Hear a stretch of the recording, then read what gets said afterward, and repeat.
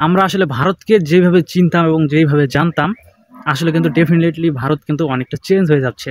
কারণ একটা সময় আমরা দেখেছি যে ভারত কিন্তু আমেরিকার অনেক ভালো একটা মিত্র, অর্থাৎ ভারত কিন্তু সবসময় কিন্তু আমেরিকাকে সাপোর্ট করতো।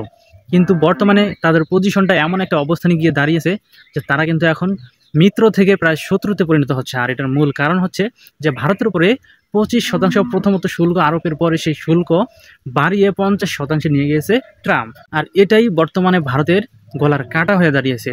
আর যে ভারতকে আমরা সব সময় দেখেছি চীনের সাথে তাদের সম্পর্ক সব সময় খারাপ ছিল এবং চীনের সাথে তাদের সম্পর্ক একদম তলানিতে গিয়ে ঠেকেছিল, সেই চীনের সাথেই কিন্তু অবশেষে ভারত কিন্তু সম্পর্ক গড়ার জন্য প্রস্তুত হয়েছে। এবং বিশেষ করে শুধু ভারতই না, চীনও কিন্তু চাচ্ছে যে ভারতের সাথে চীনের সম্পর্কটাও স্বাভাবিক অবস্থানে আসুক। আর অবশেষে এই বিষয়গুলোকে মাথায় রেখেই জিও পলিটিক্সটা খুব ভালো করেই কিন্তু জানে চীন এবং ভারত।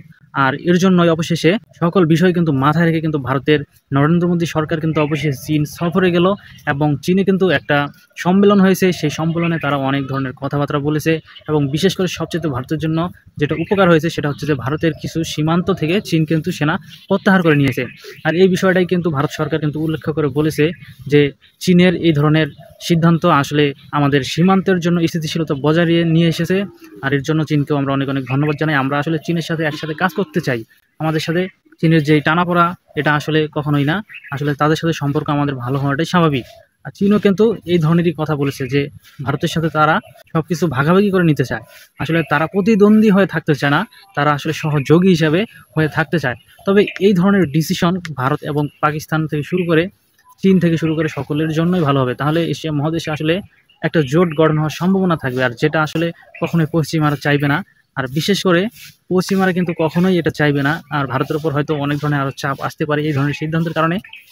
তবে আমরা চাই ভারত আরও অনেক দূর পর্যন্ত এগিয়ে যাক, তবে সব কিছু এই এশিয়া মহাদেশের স্থিতিশীলতা বজায় রেখে। তবে সবচাইতে আরেকটা বিষয় হচ্ছে যে ভারতের মতো একটা রাষ্ট্র যে চীনের কাছে যে এভাবে যে তারা যে পৌঁছালো, এটা আসলে ভারতের জন্য অকল্পনীয়। কেউ ভাবতে পারেনি এমনটা হবে, চীনও কখনো ভাবতে পারেনি। তবে শেষ পর্যন্ত কিন্তু ভারত কিন্তু চীনের কাছে কিন্তু ঝুঁকেই গেল। চীন কিন্তু আসলে কখনো এভাবে আসতো না, মনে হয় না। তবে ভারত যে এই ধরনের কাজটা করেছে সেটা কিন্তু ভারতের জন্য খারাপ হবে না, ভারতের জন্য ভালো হবে। বিশেষ করে সকলেরই জন্য এটা অনেক ভালো দিক বয়ে নিয়ে আসবে। ভারত এবং চীনের এই সম্পর্ক যদি স্থায়ী হয়, অবশ্যই তাদের দুই পক্ষের জন্যই এটা অনেক ভালো একটা বিষয় বয়ে নিয়ে আসবে ভবিষ্যতের জন্য। সো আমরাও চাই ভারত এবং চীন যাতে সুসম্পর্ক গড়ে তুলতে পারে। এবং তারপরে আরও কি হয় অবশ্যই আমরা আপনাদেরকে জানাবো। ততক্ষণ পর্যন্ত আমাদের চ্যানেলটি সাবস্ক্রাইব করে পাশেই থাকবেন।